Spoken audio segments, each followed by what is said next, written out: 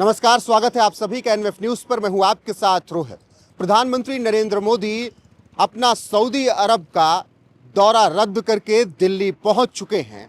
दरअसल वो आज शाम या कल तक भारत पहुंचने वाले थे, लेकिन जिस तरीके से पहलगाम में आतंकी हमला हुआ उसके तत्काल बाद प्रधानमंत्री नरेंद्र मोदी ने अपना सऊदी अरब का दौरा रद्द किया और रातों रात वो दिल्ली के लिए रवाना हुए। अब इसके बाद प्रधानमंत्री नरेंद्र मोदी की तमाम बैठकें चलेगी। पहलगाम में क्या कुछ हुआ उसकी रिपोर्ट उनके सामने रखी जाएगी और उस रिपोर्ट के आधार पर अब कार्रवाई आगे होगी।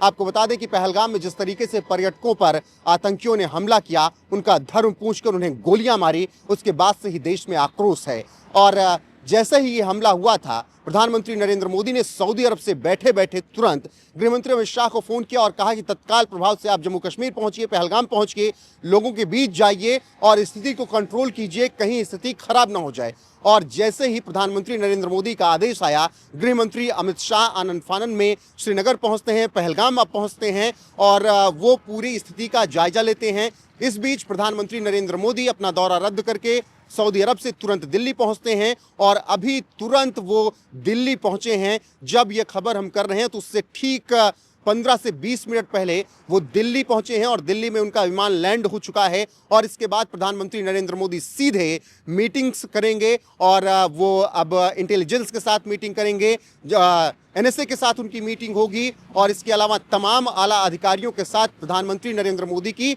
मीटिंग होगी। इसके अलावा गृह मंत्री अमित शाह से भी वो रिपोर्ट लेंगे कि कल से अभी तक क्या कुछ हुआ, कैसे ये हमला हुआ, इस सब की भी जानकारी ली जाएगी। बहरहाल अभी तक 16 से 30 पर्यटकों की मारे जाने की खबर जो है पहलगाम से आ रही है। 16 लोगों का कंफर्मेशन है जिनका नाम आ चुके हैं, जिसमें से 15 हिंदू हैं, एक मुस्लिम है। वहीं कई घायल भी बताए जा रहे हैं। तो फिलहाल पहलगाम में जो कुछ हुआ उसके बाद जम्मू कश्मीर के अलग अलग हिस्सों से सैलानियों को, पर्यटकों को निकाला जा रहा है क्योंकि स्थिति तनावपूर्ण हो चुकी है। सैफुल्लाह जैसे आतंकवादी का हाथ इसमें निकलकर सामने आ रहा है। तो अब सरकार एक्शन मोड में है और इसीलिए प्रधानमंत्री नरेंद्र मोदी ने अपना सऊदी अरब का दौरा रद्द किया। सऊदी अरब में बहुत बड़ी डील्स होनी थी। सऊदी अरब में भारत के कैदियों को छुड़ाने के लिए बात होनी थी, सऊदी अरब से द्विपक्षीय वार्ता होनी थी और तमाम एनर्जी को लेकर, विज्ञान को लेकर तमाम बातें होनी थी और उस पर समझौते होने थे।